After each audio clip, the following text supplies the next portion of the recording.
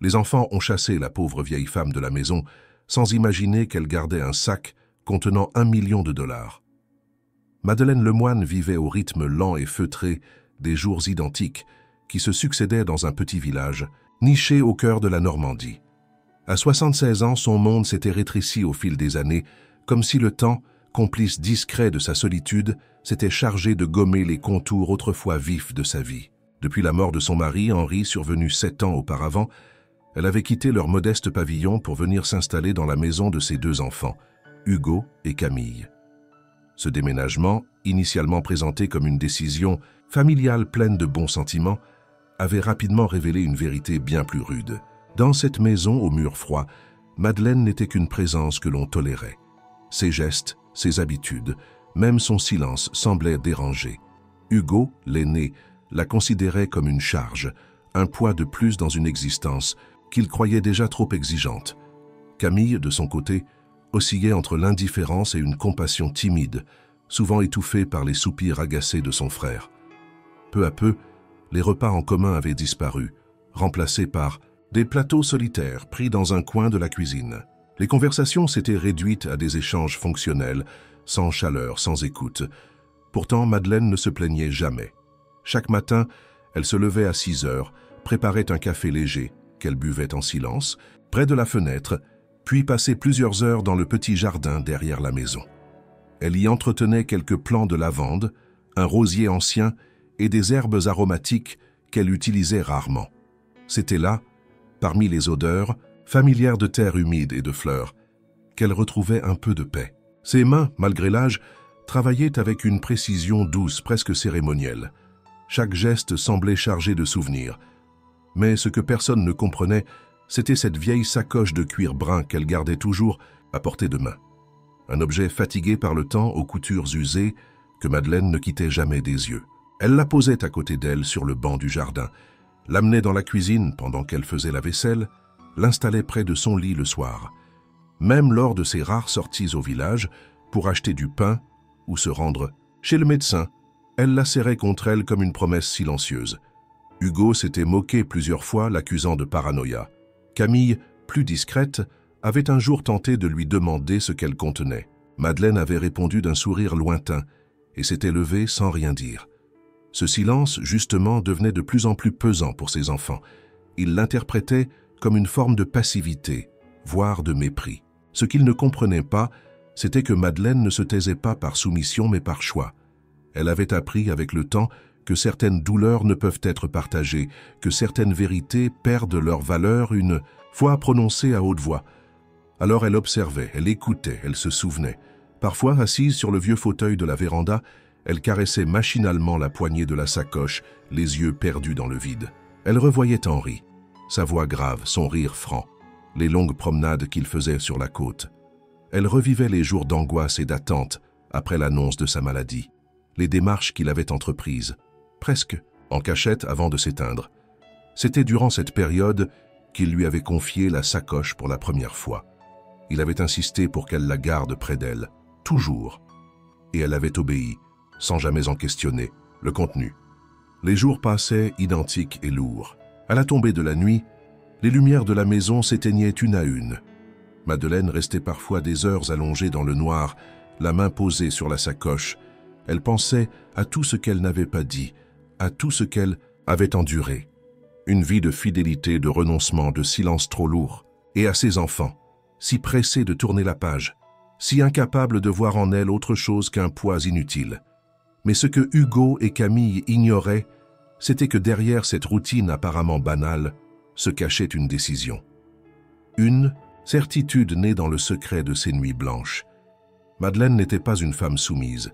Elle avait simplement attendu le bon moment. Et ce moment approchait, lentement mais sûrement, comme les premiers souffles d'un orage encore lointain. Elle n'avait jamais eu l'intention de leur faire du mal.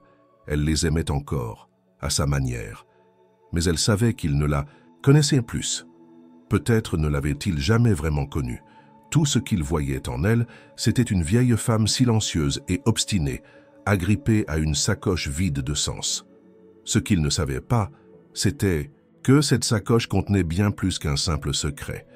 Elle contenait une vie entière, Le vent coupait l'air ce jour-là avec une âpreté inhabituelle, annonçant un hiver particulièrement rude sur la campagne normande. Dans la maison des Lemoine, l'ambiance était tout aussi glaciale. Une querelle anodine sur l'utilisation de la machine à laver avait dégénéré, comme souvent, en un affrontement dur entre Madeleine et Hugo. La vieille femme, fidèle à son habitude, n'avait pas élevé la voix. Elle s'était contentée d'écouter d'un air distant les reproches qui fusaient, les insinuations mesquines, les critiques voilées. Mais ce jour-là, quelque chose avait changé. Hugo, 39 ans, entrepreneur indépendant, saturé par ce qu'il qualifiait de fardeau silencieux, perdit patience. Il se leva brusquement de la table, renversa une chaise et lança d'un ton sec « Il n'y a plus de place pour toi ici. Tu comprends? Ce n'est plus ta maison. » Son regard était dur, presque cruel. Camille, surprise, lâcha sa tasse qui se brisa au sol. Elle tenta de protester, mais sa voix se brisa dans sa gorge. Elle baissa les yeux, incapable de soutenir le regard de sa mère. Un silence glacial s'installa. Puis Madeleine se leva lentement. Elle ne demanda pas pourquoi. Elle ne contesta pas. Elle n'exprima ni choc ni colère. Elle hocha simplement la tête, comme si elle s'y était préparée. Elle monta les escaliers, ouvrit la porte de sa petite chambre et prit la sacoche posée comme toujours près de son lit. Elle l'attacha à son poignet avec un geste calme, presque cérémonial. Elle ouvrit une vieille armoire, enfila un manteau épais, prit une écharpe de laine tricotée autrefois par Henri et redescendit. Camille était encore dans la cuisine, les yeux brillants, les mains tremblantes. Elle tenta un geste vers sa mère. « Maman, attends, ce n'est pas ce que je veux, moi. Je ne voulais pas que... » Mais Madeleine lui adressa un regard doux, résigné. « Je sais, ma fille. » Ce furent ses seuls mots. Elle ouvrit la porte d'entrée sans se retourner, franchit le seuil et s'en alla, le dos droit malgré le froid mordant. Elle marcha lentement sur le chemin de gravier qui menait à la route principale, ses bottes craquant sur le sol gelé. Derrière elle, les volets restèrent clos. Aucun appel, aucun cri de regret. Juste le silence. Hugo, quant à lui, resta, debout dans le salon, les bras croisés. Une tension rigide dans les épaules. Il avait espéré une scène, une dispute, une protestation. Il n'avait pas prévu cette acceptation paisible. Cela le troubla, mais il n'en montra rien. Il se contenta de murmurer pour lui-même « Elle reviendra quand elle comprendra qu'elle n'a nulle part où aller. » Mais même en prononçant ces mots, une part de lui savait qu'il se trompait. Camille, assise sur la marche de l'escalier, se mordait la lèvre inférieure pour ne pas pleurer. Elle se sentait lâche, incapable de s'opposer à son frère, incapable de défendre celle qui lui avait tout donné. Une honte sourde l'envahissait, mais elle resta immobile, comme figée, dans l'instant. Pendant ce temps, Madeleine marchait. Elle ne regardait pas en arrière. Sa sacoche battait contre sa hanche, familière, rassurante. Elle n'avait emporté qu'un petit sac avec quelques vêtements, ses papiers, une photo d'Henri et bien sûr cette sacoche que personne n'avait jamais réussi à lui faire poser. Elle savait exactement où elle allait, même si elle n'en avait parlé à personne. Elle se rendit à la gare la plus proche, à quelques kilomètres, à pied. Elle ne prit pas le bus. Elle préférait marcher. Ce moment était le sien. Une forme de libération silencieuse, une transition entre deux mondes. Elle passa par les petites routes, croisant quelques visages familiers qui la saluaient poliment, sans poser de questions. Ils étaient habitués à son mutisme, à sa solitude. Personne ne savait que, sous cette apparence discrète, Madeleine portait un secret si lourd, si précieux. Assise sur un banc de la gare, elle observa les trains passer, les gens courir, les annonces monotones résonner dans les haut-parleurs. Elle se sentait étrangère à ce monde bruyant, pressé, mais cela ne l'effrayait pas. Elle attendait. Elle avait toujours attendu, toute sa vie. Ce moment ne faisait pas exception. Quand le train pour Rouen arriva, elle monta à bord sans hésiter. Elle trouva une place près de la fenêtre et s'installa. Ses mains se refermèrent sur la sacoche qu'elle posa sur ses genoux. Elle ferma les yeux un instant. Ce n'était pas la fin. C'était le début. Une nouvelle étape. Peut-être même une forme de renaissance. Et dans cette tranquillité apparente, quelque chose bouillonnait. Une certitude, une promesse. Car ce que ses enfants ne savaient pas, c'était que Madeleine ne fuyait pas par faiblesse. Elle partait avec un but, un objectif clair, intact malgré les années. Et dans cette sacoche usée par le temps, Il y avait plus qu'un souvenir. Il y avait une vérité que personne ne pourrait plus lui prendre. La gare de Rouen, vaste, car impersonnelle, bourdonnait d'une agitation fébrile propre aux grandes villes. Des annonces mécaniques résonnaient dans les haut-parleurs, se mêlant au claquement rythmique des pas, au grincement des valises à roulettes et au bavardage pressé. C'était le genre d'endroit où l'on pouvait disparaître, se fondre dans le flot des inconnus sans jamais être remarqué. C'est exactement ce que cherchait Madeleine. L'anonymat. Assise sur un banc de bois dur, dans un coin plus calme de la salle d'attente, elle observait le va-et-vient autour d'elle. Sa sacoche sur les genoux, ses doigts noueux posés dessus comme pour la protéger du moindre contact. Elle avait pris soin de s'installer là où elle pouvait voir les deux entrées principales, non pas par paranoïa, mais par habitude. Une vieille habitude, forgée par des années de vigilance discrète. Elle savait que le danger ne venait pas toujours là où on l'attendait. C'est à ce moment qu'une jeune femme s'assit à côté d'elle, une trentenaire aux traits vifs, au manteau élimé mais propre, tenant un petit sac à dos sur ses genoux. Elle semblait fatiguée. Ses yeux cernés trahissaient une nuit blanche ou une inquiétude persistante.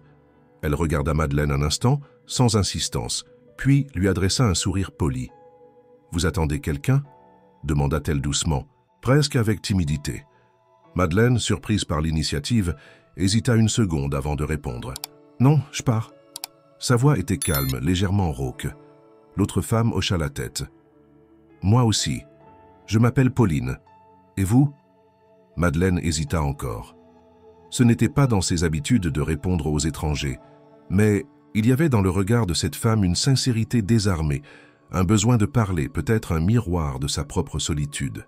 « Madeleine. » Le silence retomba un moment. Puis Pauline reprit.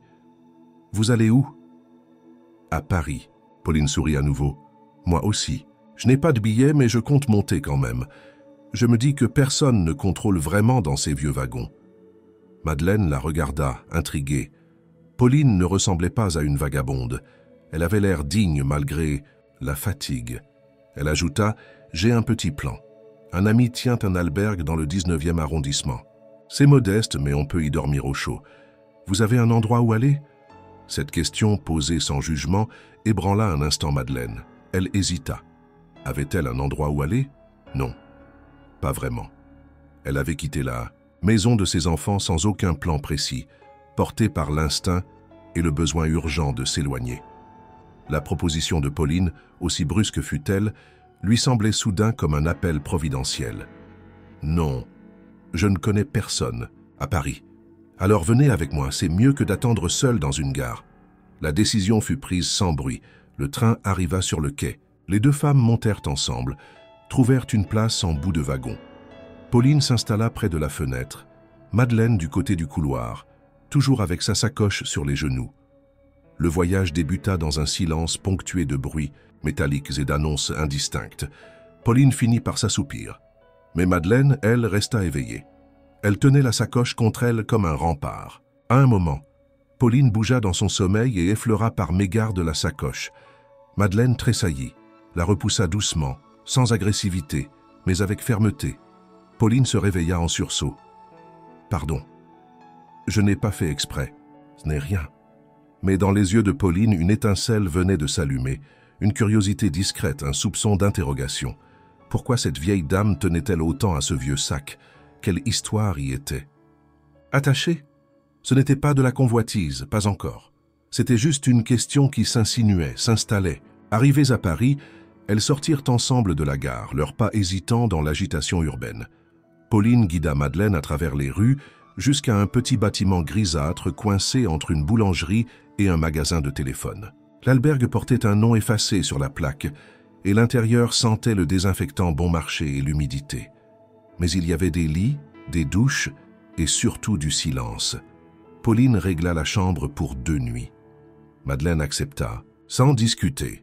Elles montèrent au 3e étage, entrèrent dans une pièce exiguë avec 2 lits, une petite table, un miroir fendu.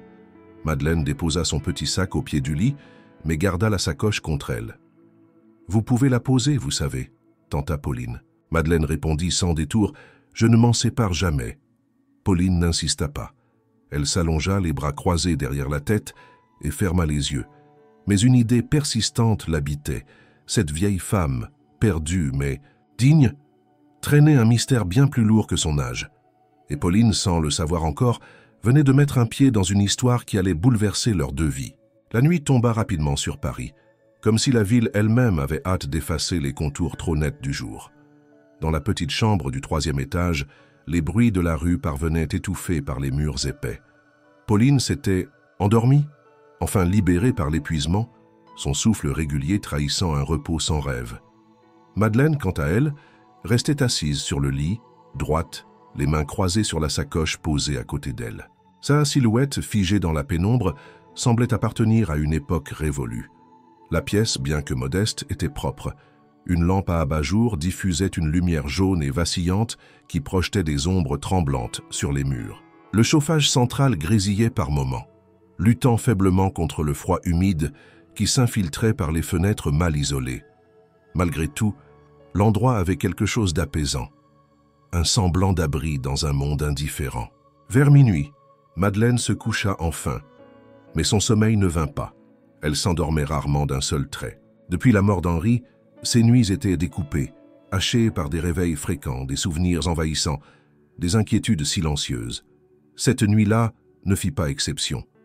À peine assoupie, elle ouvrit les yeux brusquement, tendant la main vers la sacoche. Elle vérifia sa présence, son poids, la boucle fermée, puis se rassit sur le lit, les jambes croisées, le regard dans le vide. Pauline, éveillée à moitié par le mouvement, ouvrit un œil. « Vous n'arrivez pas à dormir ?» Madeleine ne répondit pas immédiatement. Elle caressa la sacoche comme pour apaiser une bête vivante. « Non !» Pauline se redressa légèrement, appuyée sur un coude. « Vous avez peur qu'on vous la vole ?» Un silence. Puis Madeleine murmura « J'ai peur d'oublier pourquoi je la garde. » Pauline, intriguée, se tut. Elle comprenait qu'il ne fallait pas poser trop de questions. Pas encore. Elle se recoucha, mais son esprit restait éveillé. Elle observait la vieille femme à la dérobée, fascinée par cette détermination tranquille. Il y avait dans cette attitude quelque chose d'inflexible, de presque militaire, comme si Madeleine protégeait un trésor ou une mémoire trop précieuse pour être partagée. Le lendemain matin, Pauline se leva avant Madeleine. Elle descendit, cherchait un café au distributeur du hall, remonta 2 gobelets fumants. Madeleine était réveillée, assise, la sacoche toujours à ses côtés. « Tenez » dit Pauline en lui tendant le café. Madeleine accepta d'un signe de tête. Elle burst en silence, écoutant les bruits étouffés de l'auberge qui s'éveillait lentement. Après le petit déjeuner, Pauline proposa de laver quelques affaires. Elle désigna le petit tas de vêtements de Madeleine. « Je peux m'en occuper si vous voulez. Il y a une machine au sous-sol. » Madeleine hésita. Puis, à la surprise de Pauline, elle accepta. Elle lui tendit quelques pièces de linge soigneusement pliées. Elle garda néanmoins la sacoche contre elle. Pauline descendit avec le linge. En fouillant dans le sac plastique qui contenait les vêtements, elle sentit quelque chose de rigide coincé dans une poche intérieure. Elle tira doucement. C'était un petit enveloppe blanche, discrètement glissée entre 2 chemisiers. Elle ne l'ouvrit pas, mais il eut une inscription en anglais. Bank of America Private Holdings Division. Une série de chiffres y figurait également, accompagnés d'un nom, Henri Lemoine. Le cœur de Pauline accéléra légèrement.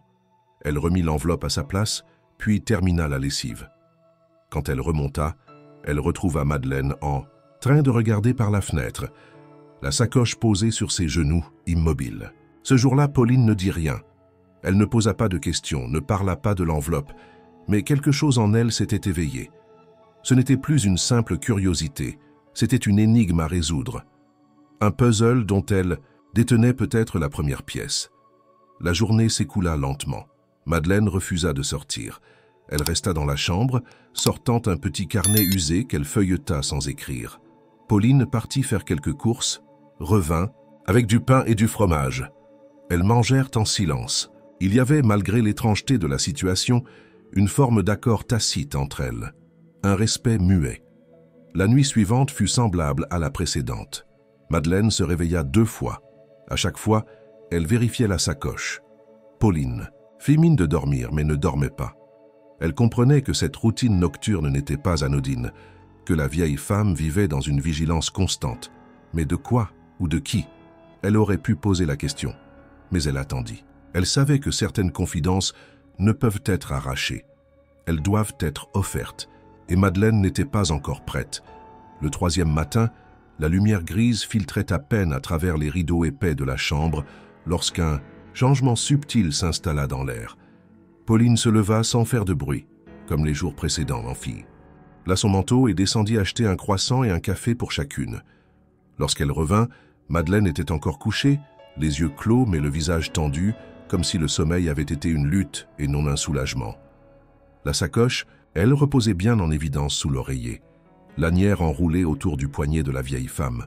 Pauline posa doucement le sac contenant les viennoiseries sur la table, puis s'approcha de la petite commode où elle avait laissé sécher le linge lavé la veille. Alors qu'elle pliait une chemise de Madeleine avec précaution, une sensation de papier cartonné lui effleura les doigts. Son cœur s'accéléra, bien malgré elle. C'était l'enveloppe, la même que la veille, mais cette fois, sa présence semblait presque l'appeler. Elle jeta un regard vers Madeleine, toujours endormie ou du moins immobile. Pauline hésita, puis avec des gestes précis, ouvrit discrètement la chemise et fit glisser l'enveloppe dans sa main. Elle la regarda attentivement. Bank of America, Private Holdings Division, en lettres nettes et sobres. Elle retourna l'enveloppe, repéra un pli déjà ouvert. Sa main trembla légèrement alors qu'elle l'ouvrait lentement, craignant de faire du bruit. À l'intérieur, il y avait un bordereau. Un document bancaire imprimé sur un papier légèrement jauni, avec le logo discret d'une grande banque américaine. En haut, le nom d'Henri Lemoine figurait comme titulaire principal du compte. En bas, une mention manuscrite, presque illisible, pour Madeleine, à utiliser si un jour les enfants oublient. Suivèrent des chiffres, beaucoup de chiffres. Le solde final en dollars dépassait le million. Pauline resta un long moment figée, les yeux rivés sur le papier. Elle ne comprenait pas tout, mais elle comprenait l'essentiel. Madeleine détenait une fortune, une somme inimaginable pour une femme vivant dans un albergue, portant des vêtements usés, dormant dans un lit grinçant au fond d'un couloir mal chauffé. Pourquoi? Pourquoi ce secret? Pourquoi cette sacoche, cette obsession de la garder auprès d'elle jour et nuit? Un mouvement derrière elle. Pauline sursauta, rangea précipitamment l'enveloppe dans la chemise et remit le tout dans la pile de linge. Madeleine s'était assise sur le lit, les cheveux en désordre, les yeux clairs mais cernés de fatigue. « Tu étais debout depuis longtemps ?» demanda-t-elle d'une voix rauque. « Je suis allée chercher le petit déjeuner », répondit Pauline en désignant le sac sur la table. « J'en ai pris 2. » Madeleine acquiesça d'un simple hochement de tête. Elle se leva lentement, remit de l'ordre dans ses vêtements, puis prit la sacoche qu'elle serra contre elle avant même de s'approcher de la table. Pauline observa ce geste avec une intensité nouvelle. Maintenant qu'elle connaissait une partie de la vérité, chaque mouvement de Madeleine prenait une signification plus aiguë. Ce n'était pas de la superstition ou de la manie, c'était de la protection, de la survie. Pendant qu'elle mangeait, Pauline essaya de paraître détendue. Elle lança quelques phrases sur la météo, sur la ville, sur l'ambiance du quartier. Madeleine répondait par monosyllabes, plus fatiguée qu'édistante. Ce matin-là, elle semblait ailleurs, comme si un poids invisible la retenait dans un autre temps, une autre vie. Pauline, elle, était brûlante de questions, mais les contint toutes. Après le repas, elles descendirent, faire une promenade autour du canal. Le vent froid mordait les joues, les arbres dénudés bordèrent les trottoirs. Madeleine marchait lentement, mais sans vaciller. Pauline restait à ses côtés, parfois un pas derrière. Le silence entre elles n'était plus pesant. Il était devenu complice, un terrain neutre où les secrets pouvaient se poser sans craindre d'être saisis trop vite. De retour à l'albergue, Madeleine s'installa dans un fauteuil en velours élimé du petit salon commun, pendant que Pauline montait ranger quelques affaires. De retour dans la chambre, seule, Pauline ne put s'empêcher de regarder à nouveau la pile de linge. L'enveloppe était bien là, discrète.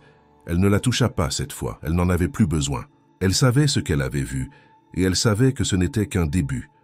Ce soir-là, avant de s'endormir, Madeleine lui dit soudain « Tu es une femme bien, Pauline, mais certaines choses doivent rester dans l'ombre encore un peu. » Pauline ne répondit pas tout de suite.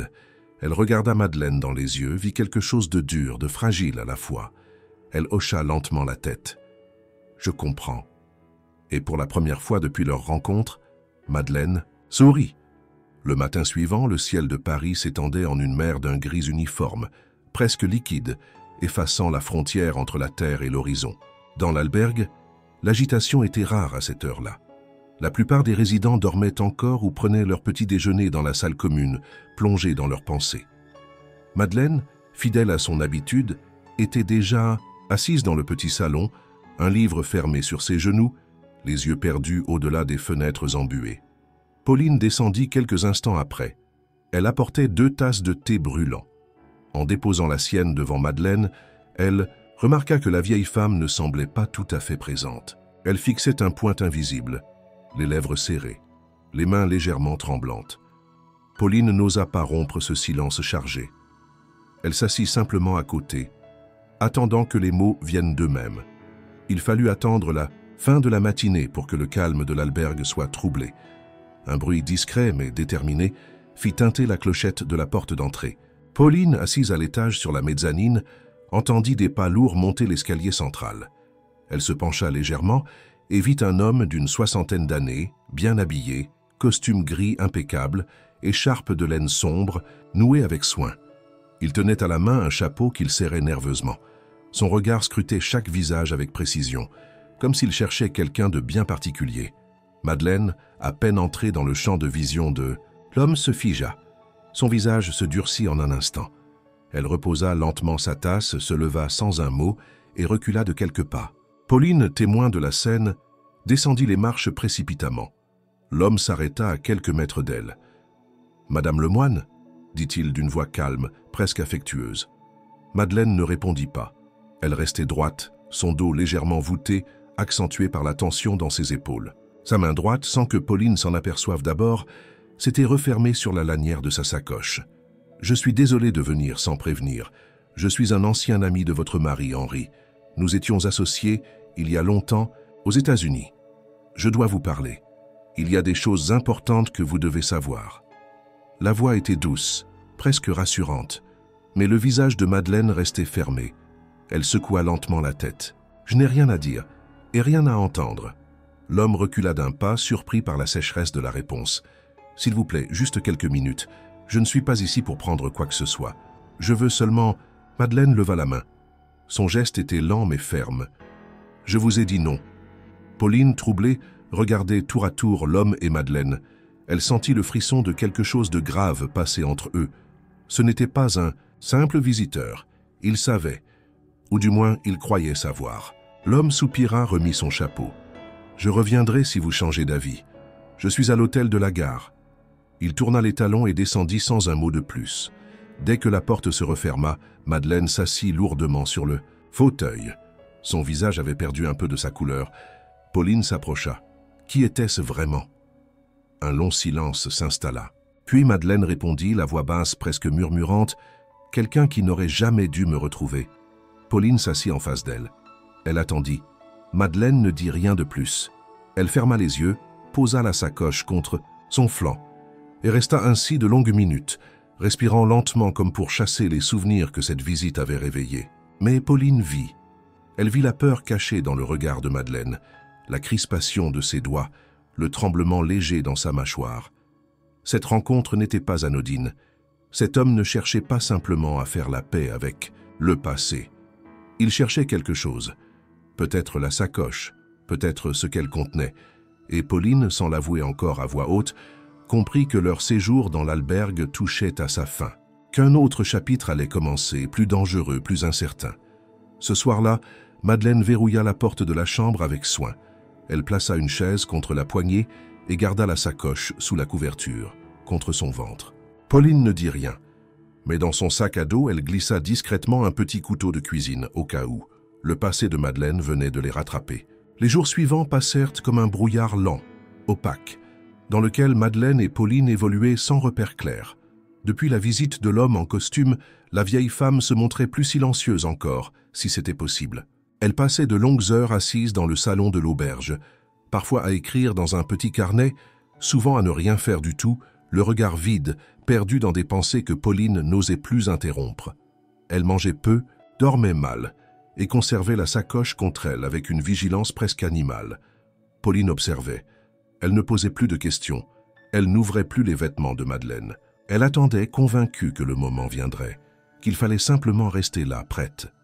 Elle savait désormais qu'elle n'était plus seulement une témoin, qu'elle était devenue, qu'elle le veuille ou non, une actrice dans cette histoire. Le 4e soir après, la visite, alors que la pluie tambourinait violemment contre les vitres de la chambre, Madeleine parla. C'était après le dîner, alors qu'elle buvait un thé tiède dans un silence partagé. Elle tenait sa sacoche sur les genoux, les doigts posés sur le cuir comme toujours. Henri et moi, nous n'avons jamais été riches, mais il avait un frère aux États-Unis, un homme dur, ambitieux, qui a fait fortune dans l'immobilier. Pendant des années, ils ne se sont pas parlé. Puis, peu avant sa mort, ce frère est mort soudainement. Henri a hérité d'un terrain à Miami, il a tout vendu. Sa voix était lente, hésitante. Pauline ne bougeait pas, elle écoutait. Et avec l'argent de la vente, Henri a ouvert un compte à son nom, mais il m'a tout transféré avant de mourir. Il n'a rien dit aux enfants. Il m'a fait promettre de ne jamais leur parler de cet argent. Il disait qu'ils n'étaient pas prêts, qu'ils ne comprendraient pas. Elle s'interrompit, but une gorgée de thé, puis reprit. Il m'a dit, si un jour il te tourne le dos, cet argent te servira. Pas pour vivre dans le luxe, mais pour rester libre, pour rester debout. Pauline sentit une chaleur étrange l'envahir. Ce n'était pas la surprise, c'était la compréhension. Tout prenait sens. La sacoche, la peur, la méfiance. Cet argent n'était pas une fortune à dépenser, c'était un rempart. Une barrière entre Madeleine et l'indifférence du monde. « Et maintenant » demanda-t-elle doucement. « Tu comptes le récupérer, le garder ?» Madeleine secoua la tête. « Je ne veux pas de cet argent pour moi, mais je ne laisserai personne me le prendre. » Elle posa une main sur la sacoche, la caressa doucement. « C'est pour quelque chose de plus grand, je ne sais pas encore quoi, mais je trouverai. » Pauline ne répondit pas. Elle comprenait, au-delà des mots, que ce qu'elle tenait n'était pas seulement une mission ou un secret. C'était un acte de foi, une manière pour Madeleine de donner un sens à une vie trop longtemps réduite au silence. Un long silence s'installa. La pluie tombait toujours, monotone, rythmée. Pauline se leva pour aller fermer les volets. Lorsqu'elle revint, Madeleine tenait encore la sacoche, mais ses yeux étaient humides.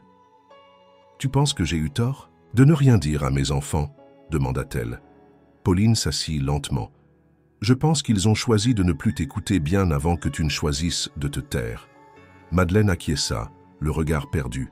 « Alors, c'est trop tard. »« Non, » dit Pauline. « Ce n'est jamais trop tard pour faire quelque chose de juste, même si ce n'est pas pour eux. » Un faible sourire éclaira le visage de Madeleine, le premier depuis longtemps. Ce soir-là, pour la première fois, elle posa la sacoche à côté de son lit sans l'attacher à son poignet. Le lendemain matin, l'auberge baignait dans un calme trompeur. Les premiers rayons de soleil filtraient à travers les rideaux grisâtres, dessinant des lignes pâles sur le sol poussiéreux de la chambre. Pauline s'éveilla la première. Elle s'étira lentement, profitant d'un rare instant de tranquillité. Puis, comme chaque matin depuis leur arrivée, son regard se tourna naturellement vers le lit voisin. Mais cette fois, quelque chose n'allait pas. Le lit de Madeleine était vide. Les draps soigneusement rabattus. Pas de signe de la vieille femme, et surtout la sacoche avait disparu. Pauline se redressa d'un bond. Elle vérifia sous les lits, ouvrit précipitamment l'armoire, fouilla entre les couvertures, dans les valises. Rien. Aucune trace du sac, ni de Madeleine. Un vide brutal remplaçait la présence constante, presque pesante, de cette femme et de son précieux fardeau. Elle descendit 4 à 4 les marches de l'escalier, traversa le couloir jusqu'à la réception. « Vous avez vu Madeleine, la dame âgée avec moi ?» demanda-t-elle au jeune homme à l'accueil. Il haussa les épaules. « Je l'ai vue sortir très tôt, vers 6 heures.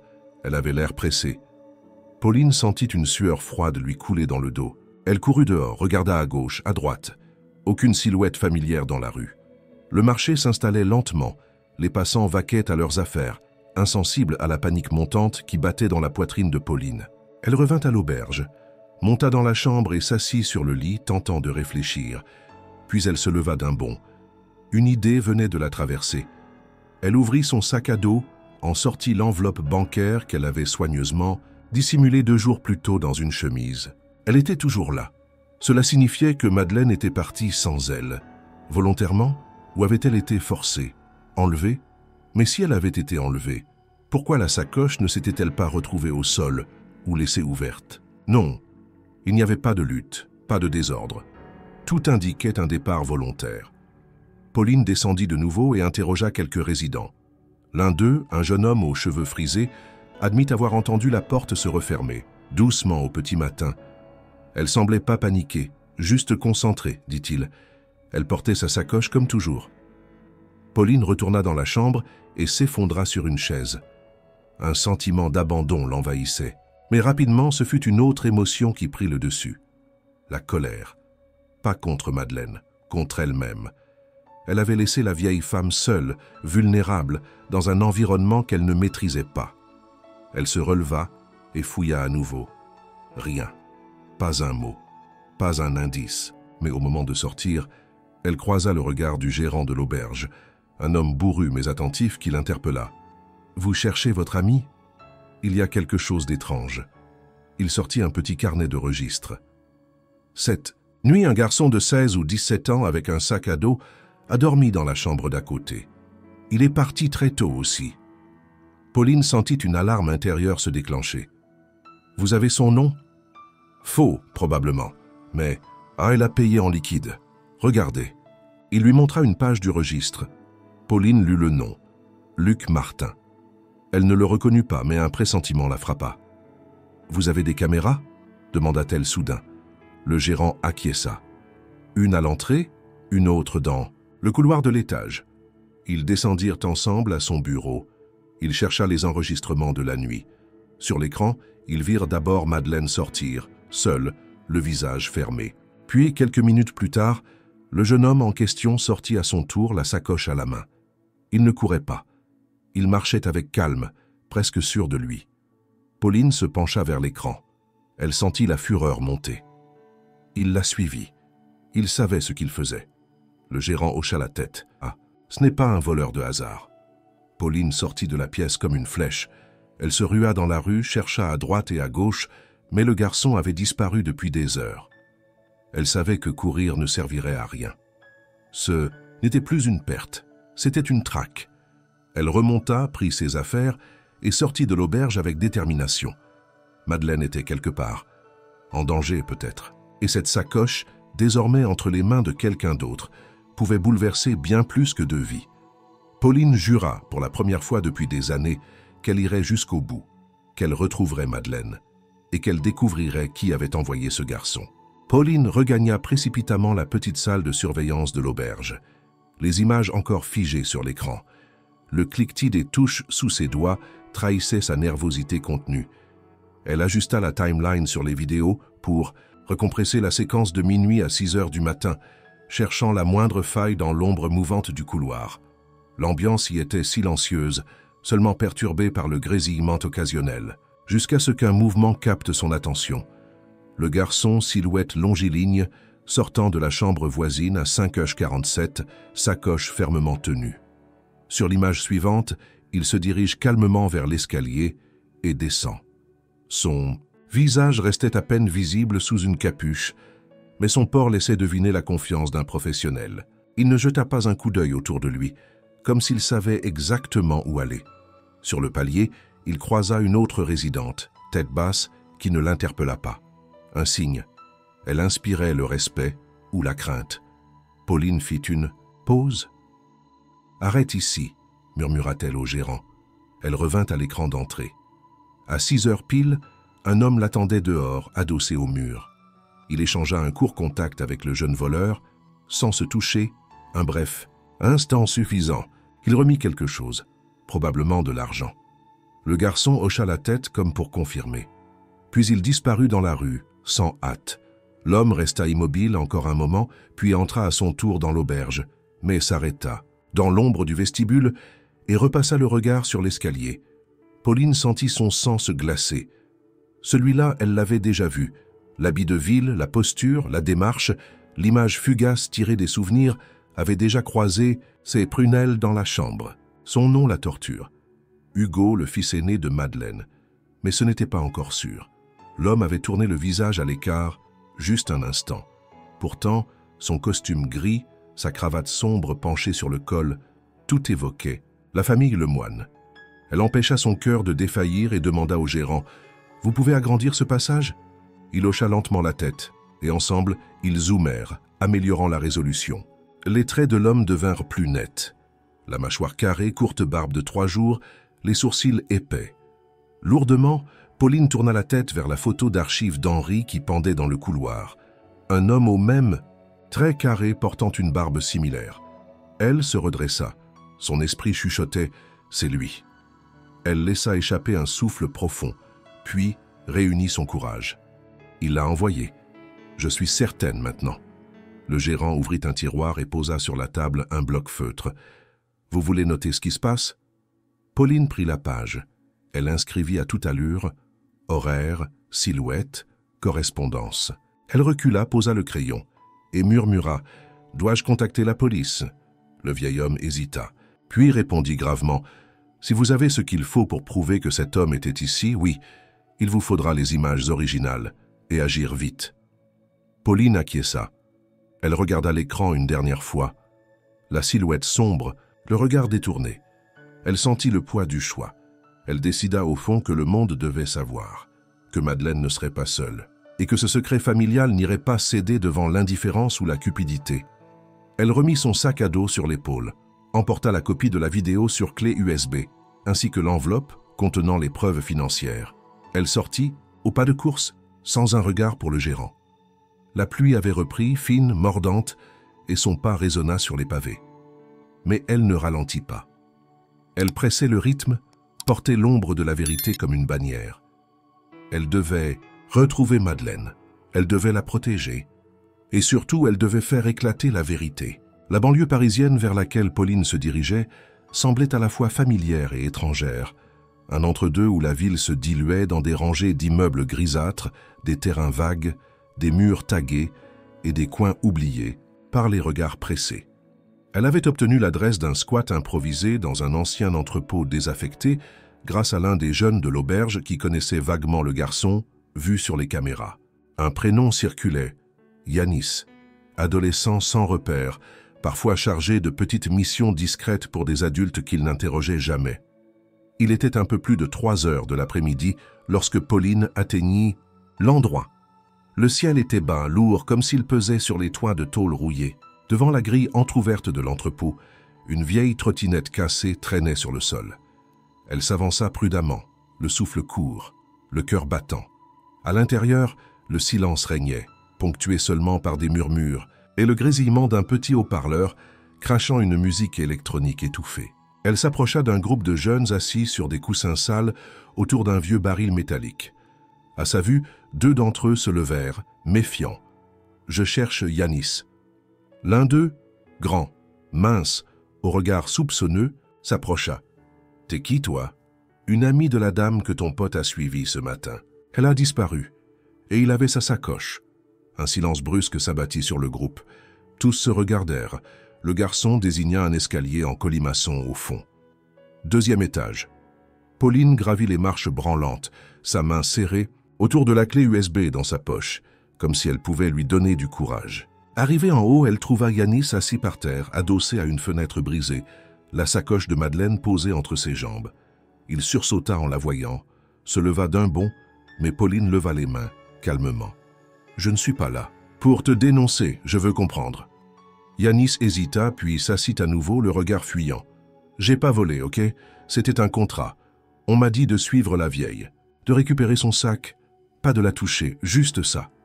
Qui t'a dit ça? » Il se frotta les mains, visiblement tendues. Un mec bien habillé, 30, 40 ans. Il m'a filé 500 balles. Il m'a montré la photo de la dame, m'a dit qu'elle avait pris un truc qui lui appartenait. Pauline sortit son téléphone, lui montra une photo de Hugo qu'elle avait trouvée sur les réseaux sociaux. Yanis pâlit. C'est lui. Un mélange de rage et de tristesse traversa Pauline. Elle s'agenouilla près de lui. Où est Madeleine maintenant? Yanis baissa les yeux. Elle est partie en courant quand elle a vu que j'avais son sac. Elle m'a supplié. Je sais pas pourquoi j'ai paniqué. J'ai pris le sac. Je suis venu ici. Mais j'ai rien ouvert, je te jure. Pauline regarda la sacoche. Elle était là, intacte, les fermetures bien fermées. Je vais la récupérer. Et tu vas m'aider à la retrouver. Yanis acquiesça lentement. Pauline prit la sacoche, la serra contre elle comme Madeleine l'aurait fait. Le cuir, chaud et familier, semblait déjà lui transmettre quelque chose de cette femme qu'elle avait appris à respecter et à protéger. Ils quittèrent ensemble l'entrepôt. Le soleil commençait à décliner, projetant une lumière orange sale sur les murs de béton. Dans la tête de Pauline, un nom résonnait à présent avec violence. Hugo. Il avait franchi la ligne. Il avait trahi sa propre mère, mais Madeleine n'était pas finie, et Pauline non plus. Avec la sacoche à nouveau entre ses mains, Pauline se sentait à la fois soulagée et galvanisée. Mais son soulagement n'était que passager.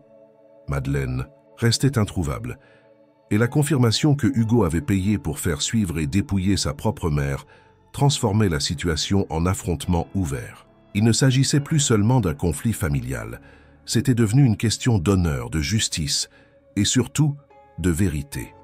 Elle décida de retourner dans le centre de Paris, là où tout avait commencé, là où elle pourrait croiser à nouveau les fils de cette histoire. Elle se rendit dans un café proche de la gare où Madeleine et elle s'étaient arrêtées la première fois, espérant que la vieille femme y serait revenue instinctivement. Ce fut peine perdue. Personne ne l'avait vue. Les heures passaient et Pauline sentait la tension grimper.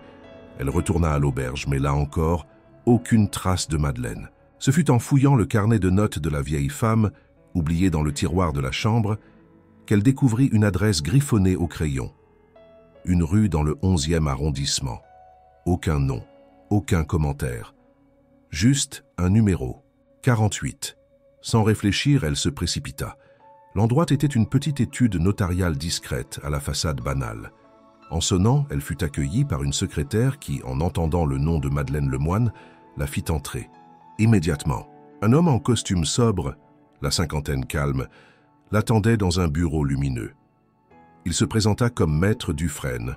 « Madame Lemoine est passée ici il y a 2 jours, dit-il en consultant un dossier. Elle m'a remis un document officiel, la révision complète de son testament. » Pauline, surprise, resta silencieuse. Elle souhaitait retirer ses enfants, Hugo et Camille, de toute succession. Elle a déclaré, noir sur blanc, que l'héritage irait à une cause de son choix, à définir prochainement. Elle m'a également confié la preuve d'un transfert bancaire important à son nom, provenant d'un compte américain. Le notaire la regarda avec attention. Elle m'a dit qu'une certaine Pauline était la seule personne de confiance à qui elle parlerait. Désormais, c'est bien vous ? Pauline hocha la tête, émue. Maître Dufresne se leva, alla chercher une enveloppe scellée. Elle m'a demandé de vous remettre ceci si elle disparaissait. Elle ouvrit lentement l'enveloppe. À l'intérieur, une lettre manuscrite. « Pauline, si tu lis ceci, c'est que les choses sont allées trop loin. Hugo m'a trouvé, il veut l'argent. Je ne sais pas jusqu'où il ira, mais je ne peux pas le laisser faire. Je suis parti là où il ne pensera pas me chercher. Ne t'inquiète pas. Protège cette sacoche. Elle n'est pas à moi, elle est destinée à bien plus. Et surtout, crois en ce que tu es devenu depuis notre rencontre. Madeleine. » Pauline sentit les larmes monter, mais elle les repoussa. Elle se leva déterminée. Le masque était tombé. Hugo avait tenté de voler ce qu'il n'avait jamais mérité, et il fallait désormais l'affronter. Elle prit un taxi, retourna dans le village normand. Elle savait que Madeleine y reviendrait un jour, et peut-être que Hugo aussi y serait. À son arrivée, la maison familiale semblait vide, mais un détail la frappa. Une voiture qu'elle connaissait était garée devant celle de Hugo. Elle s'approcha, le cœur battant, et entra sans frapper. Dans le salon, Hugo était là, assis, un verre à la main, l'air surpris de la voir. « Pauline ?» Elle referma la porte derrière elle. « Tu sais pourquoi je suis là ?» Il esquissa un sourire, cynique. « Tu veux jouer les héroïnes. Cette vieille femme perd la tête. Elle ne comprend plus rien. » Pauline s'approcha, lui jeta la lettre sur la table. « Elle a tout compris, Hugo. C'est toi qui as perdu. Tu as trahi ta mère, et elle te laisse exactement ce que tu mérites. » « Rien. » Il pâlit, lut la lettre, et comprit. Tout s'écroulait. Pauline s'éloigna sans attendre une réponse. Elle avait une dernière chose à faire, retrouver Madeleine. Le ciel normand s'assombrissait lentement lorsque Pauline retourna une dernière fois à la maison des Lemoine, cette vieille bâtisse silencieuse, nichée au bord du village. Elle y trouva Camille, seule, assise sur les marches du perron, les épaules voûtées, les yeux cernés par l'inquiétude. Lorsqu'elle vit Pauline approcher, elle se leva d'un bond. « Où est-elle » demanda-t-elle, la voix brisée. Pauline s'approcha lentement. « Je croyais que tu saurais. » Camille secoua la tête, désespérée. « Je ne savais pas pour Hugo. Il m'a menti. Il m'a dit qu'il voulait juste la retrouver, l'aider. Je ne savais rien de cette histoire d'argent. » Pauline la fixa un instant, cherchant la sincérité dans ses yeux. Elle crut l'y percevoir. Elle hocha doucement la tête. Elle reviendra, quand elle se sentira prête. Et Madeleine revint. Non pas dans la nuit comme une ombre discrète, mais en pleine lumière, 2 jours plus tard. Elle arriva dans un taxi, la sacoche toujours dans les bras, son manteau refermé jusqu'au cou. Elle sortit du véhicule lentement soutenue par Pauline qui l'attendait déjà dans le jardin. Elle ne regarda ni à droite, ni à gauche. Elle le entra dans la maison comme si elle n'en était jamais partie. Camille fut la première à l'apercevoir. Elle accourut, pleurant, tombant à genoux devant sa mère. « Maman, je suis désolée. Je ne savais pas ce qu'il faisait. » Madeleine la regarda longuement. Ses traits restaient durs, mais quelque chose dans ses yeux s'était apaisé. « Tu savais assez pour ne pas dire non. » Camille pleura de plus belle. Pauline observa sans intervenir. Elle connaissait Madeleine maintenant. Elle savait que cette scène était nécessaire, que Madeleine avait attendu ce moment. Puis Hugo entra à son tour. Il semblait fatigué, défait, le visage tiré, sans arrogance. Il s'arrêta à quelques pas de sa mère. « Maman, Mais Madeleine leva la main. « Je n'ai rien à t'écouter. Tu as tout dit en me faisant suivre, en payant pour qu'on me vole. » Il baissa les yeux, honteux. « Tu voulais savoir ce qu'il y avait dans cette sacoche ?» Ça, continua-t-elle. « Tu voulais récupérer ce que tu croyais t'appartenir ?» Elle sortit un document de la sacoche et le posa sur la table du salon. Le testament officiel, signé, tamponné. « Voilà, tu n'auras rien, pas un centime. » Un silence écrasant suivit ces mots. Camille sanglotait toujours, Hugo restait figé. Madeleine se tourna alors vers Pauline. « Ce que je veux maintenant, c'est la paix, et faire en sorte que cet argent serve à ceux qui en ont besoin. » Elle s'assit. Son visage s'était adouci. « Un avocat viendra demain pour finaliser tout ça. Vous êtes tous deux libres d'aller et venir, mais vous n'avez plus de droit ici. » Pauline, debout à ses côtés, sentit une immense admiration l'envahir. Madeleine n'était plus seulement une vieille femme rejetée par ses enfants. Elle était redevenue maîtresse de sa vie. Camille, tremblante, se leva. « Puis-je au moins revenir un jour, te revoir ?» Madeleine ne répondit pas immédiatement. Puis elle murmura « On verra. Le pardon n'est pas un droit, c'est un choix. » Et elle tourna la tête vers la fenêtre, laissant derrière elle non pas une famille brisée, mais un héritage, reconstruit sur la vérité. Le printemps arriva tardivement cette année-là, comme s'il hésitait à remplacer les blessures laissées par l'hiver. Pourtant, dans un coin reculé de la Normandie, la Renaissance prenait forme dans le silence. 3 mois après le dernier affrontement familial, Madeleine Lemoine, désormais apaisée, se tenait au centre d'un petit jardin public réhabilité, entouré de visages inconnus, mais bienveillants. À ses côtés, Pauline tenait les clés d'un vieux bâtiment rénové, modeste mais lumineux, la maison Lemoine. Ce lieu né de la volonté ferme de Madeleine accueillerait désormais des personnes âgées abandonnées, seules, oubliées. Un centre de jour, un refuge pour celles et ceux qui, comme elle, avaient un jour été mis à l'écart. Le projet avait été lancé grâce à une partie des fonds autrefois enfermés dans la mystérieuse sacoche. Ce $1 million devenu concret, tangible, utile, n'était plus un secret. Il était devenu une force. Madeleine avait longuement réfléchi avant de prendre cette décision. L'argent n'avait jamais été une fin en soi. C'était une promesse faite à Henri et désormais tenue. Faire de leur histoire quelque chose de plus grand qu'eux deux. Chaque pièce du centre portait une trace d'eux. Une photo dans le hall, une rose du jardin d'Henri replantée dans la cour intérieure, une étagère remplie de ses vieux livres. Pauline, devenue gestionnaire du centre, était toujours à ses côtés. Leur complicité, née dans les épreuves, s'était transformée en amitié profonde. Elle avait refusé tout salaire au départ, ne voulant pas être payée pour faire ce qui est juste, mais Madeleine avait insisté. Ce n'est pas un salaire, c'est une reconnaissance. La sacoche, quant à elle, reposait désormais dans une vitrine au cœur de la bibliothèque du centre. Une plaque y avait été apposée. Elle contenait bien plus que de l'argent. Elle portait le poids d'une vie. Les visiteurs posaient souvent des questions à son sujet. Pauline parfois racontait l'histoire. D'autres fois, elle laissait le silence parler à sa place. Hugo et Camille n'avaient plus reparu. Madeleine avait reçu 2 lettres. Celle de Camille était longue, remplie de regrets, de promesses, de changements. Celle de Hugo, plus courte, reconnaissait sa faute, sans chercher à se justifier. Madeleine n'avait répondu à aucune des 2. Elle n'en éprouvait ni rancune ni soulagement. Juste une certitude. Sa paix n'était plus entre leurs mains. Le village, de son côté, redécouvrait cette vieille femme qu'il n'avait jamais vraiment connue. On venait lui parler, lui demander conseil, l'inviter à des événements. Elle refusait poliment la plupart des sollicitations, préférant le calme de son jardin et les après-midi passés à lire avec les résidents du centre. Un jour, un enfant d'une école voisine venu visiter la maison Lemoine lui demanda « Pourquoi vous avez fait tout ça ?»